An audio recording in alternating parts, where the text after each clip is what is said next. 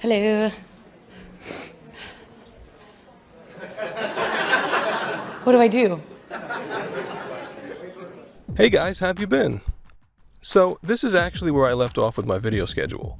There's been a lot more things happening since then that we can talk about, but I think I need to get things moving, so let's start by finishing this one. When we analyze art, we often are looking for the reasons behind our feelings. And of course, the more feelings we have, the more curious we'll be. And there's probably not a piece of artwork that we feel more about than the Mona Lisa. And as such, there's a lot of curiosity about the Mona Lisa.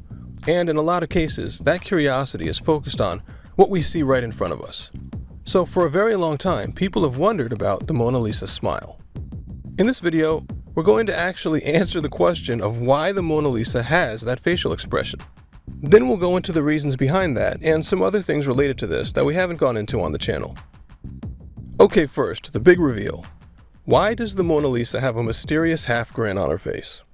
It's because, drumroll please, when you have your portrait painted, keeping a full smile the whole time hurts. Because of course, there was no photography back then. If you were having a portrait of yourself made, you had to stay as still as you could in front of the artist for a very long time. At least long enough for them to sketch out all the details of your appearance. If you've ever posed for a photo, said cheese, and had to wait too long or had someone blink and have to keep retaking, you probably realize pretty quickly that your smile becomes fake after only a few tries. Your eye muscles, your cheeks, everything. And keeping it is tiring and awkward. So, for their portraits, people in the Renaissance had to choose something they could hold for much longer without their faces starting to look weird. In some cases, they chose not to smile at all. But needless to say, this doesn't look very pleasant. So in most other cases, they chose a simple half smile, which is much easier to keep.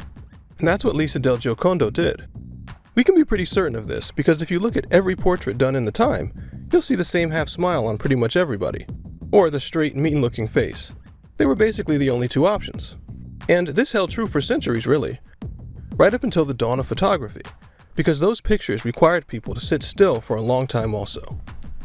But even though in one way we might have answered our question, this still leaves a lot in the air. People don't really want to know why the Mona Lisa is smiling. They want to know why so many people are interested in the Mona Lisa. The smile is just what's right in front of us. And we've talked about that a lot here on the channel. It was made by an artist with a great reputation and interesting life. It's had a number of interesting things happen to it, and so on. Probably more than any other painting in history. And the Mona Lisa's value went up alongside those things. But I think that this is a chance to talk about another part of this that we haven't really gone into. And that is, why is it so easy to make this mistake? It's very, very difficult to actually tell where our feelings are coming from in cases like this. For me, I have to look at all kinds of different isolated examples, imagine different situations, and other things. But why would our brain work like that? Why would everything stick together in a way that you can't re-separate? Well, here's what I eventually realized.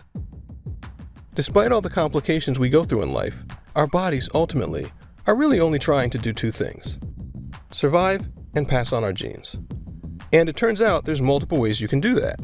And it doesn't actually matter which way you go.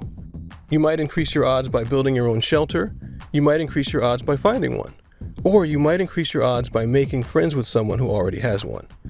If ultimately they all give you the same boost to your odds, in evolutionary terms, it doesn't matter which path you take. Likewise, getting socially rejected can stop you from reproducing just as much as a hungry jaguar can. So, I can never find any reason that your brain would develop separate feelings for things that ultimately have the same result. Any one of a number of paths can work to get certain things done for you. And at the end of the day, our feelings ultimately just function to calculate all the personal benefits, social benefits, or intellectual benefits it sees in a course of action and how those will get you towards the two goals. And it just gives you one simple feeling that influences you towards doing one thing or another. And some people follow one path, others follow something else, but we're guided by those same general good and bad feelings.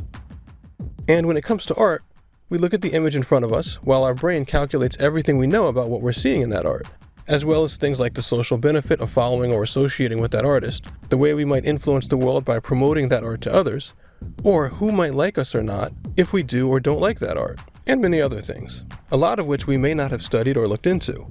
And our brain then simplifies the whole thing into a single feeling that is triggered by looking at that piece of art and makes us feel good or bad in some overall way. But because our intellect doesn't do this calculation and only feels the final result, we're left with the feeling of looking at one object or thing and having some reaction. And if that reaction is very strong, or we see others having such a strong reaction, it can be very mysterious. And we study the object itself to try to see if there's some great secret within it that does that. But in this case, as in others, the secret can often be found by looking wider at the things around that object and not just deeper. Thanks, and I have a few more things to say, and I put them in a comment below.